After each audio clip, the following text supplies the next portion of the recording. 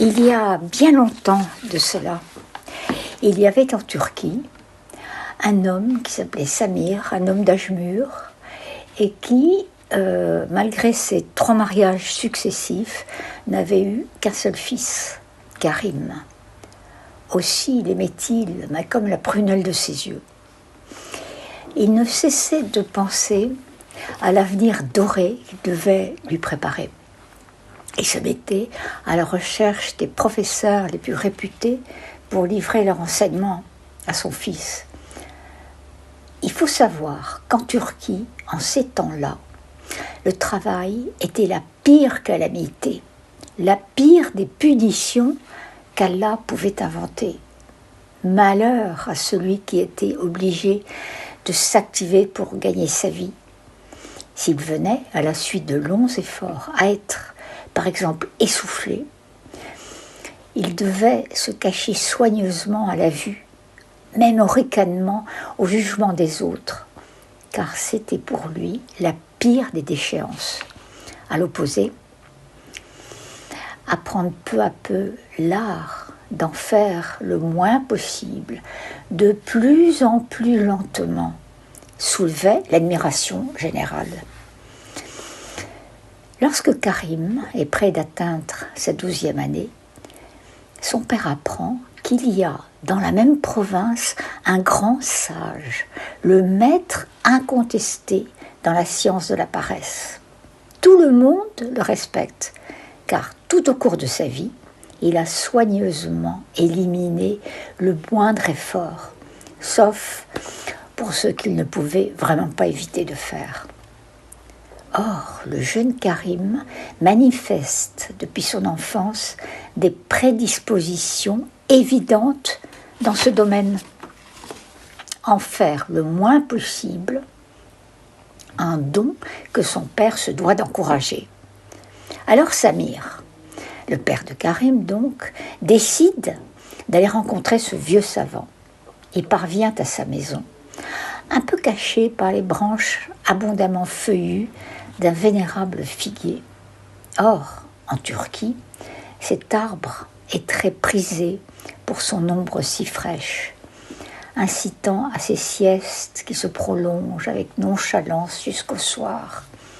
Bien sûr, le figuier est apprécié aussi pour ses fruits, d'autant plus savoureux et délectables que l'on prend tout son temps pour les laisser fondre lentement, jusqu'à ce qu'il ne reste plus que leur parfum qui s'estompe peu à peu. Mais aussi, les feuilles du figuier sont connues pour maintenir la fraîcheur dans les jarres d'eau que les femmes vont puiser au puits. Elles recouvrent l'orifice de leur jarre de plusieurs couches de feuilles de figuier qui les préserveront de la chaleur ardente du soleil. Le vieux Turc aperçoit alors le savant étendu sur l'herbe, à l'ombre de ce figuier. Pour être plus confortablement installé, il a placé un coussin sous son cou, un autre sous son dos et un 3e sous ses genoux. Le père de Karim se dit qu'il serait bon de l'observer un certain temps pour comprendre et apprendre comment il se comporte. Il décide de se cacher derrière la haie. Il voit le vieux sage immobile, comme une statue. Ses yeux sont fermés, ses bras étendus le long du corps. Il semble attendre quelque chose. Mais quoi ? Soudain, un léger bruit, flash. C'est une figue bien mûre qui vient de se détacher d'une branche et qui tombe non loin de sa main. Alors, il étend son bras et avec lenteur, il saisit le fruit qu'il porte à ses lèvres entr'ouvertes et l'engloutit délicatement avec une expression de délectation suprême. Puis, il reprend sa position immobile. Le père de Karim est sous le coup de la surprise et du ravissement.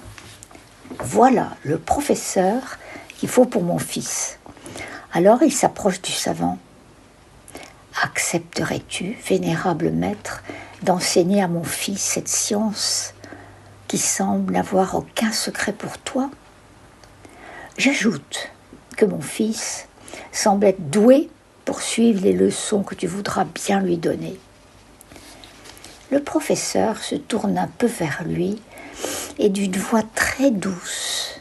« Mais pourquoi tant de mots ? Tu me fatigues les oreilles. Si ton fils est vraiment doué, envoie-le-moi et j'en ferai un authentique turc. Et maintenant, n'en parlons plus. » Samir revient chez lui. Il explique à son fils tout ce qu'il a vu, lui remet un coussin et dès le lendemain, l'expédie sans perdre une minute dans le jardin du professeur. Surtout, regarde bien tout ce qu'il fera et imite-le. Il est le plus grand spécialiste de l'art de la paresse. Alors Karim prend la route, arrive chez le professeur. Il rentre dans son jardin, s'approche du vieux maître toujours étendu sous le figuier et s'installe confortablement, non loin de lui, dans l'herbe. Il glisse son coussin sous son dos. Karim l'observe attentivement et il remarque de suite que lorsqu'une figue tombe, le vieux sage étend son bras pour la saisir et l'avaler. Karim est intrigué. Mais pourquoi allonger le bras ? C'est un travail inutile. Alors Karim se déplace un peu, regarde au-dessus de lui et il repère les figues les plus mûres prêtes à tomber. Il se positionne juste en dessous de celle qui lui semble la plus lourde. Il ouvre tout grand sa bouche et il attend. Bientôt, le fruit se détache de la branche et tombe tout droit dans sa bouche. Il la déguste avec lenteur et délectation, puis ouvre de nouveau sa bouche. Voilà qu'un autre fruit tombe à son tour, mais à côté de sa tête. Alors, sans bouger d'un millimètre, il s'adresse au figuier d'une voix très douce. « Allons, allons, les figues, visez donc un peu mieux et tombez tout droit dans ma bouche. » Le savant, ébahi, réalise que son élève en sait beaucoup plus long que lui et qu'il a atteint un niveau qui lui est encore inconnu dans cette science de la paresse. « Rentre chez toi, mon garçon, car je n'ai plus rien à t'apprendre. D'ailleurs, ce serait plutôt toi qui pourrais m'enseigner tes connaissances. » Karim retourne à la maison de son père et lui explique tout ce qui s'est passé. Son père se prosterne 3 fois et remercie Allah de lui avoir donné un tel fils qui ait tant de talent, tant de dons dans la science si enviée de la paresse.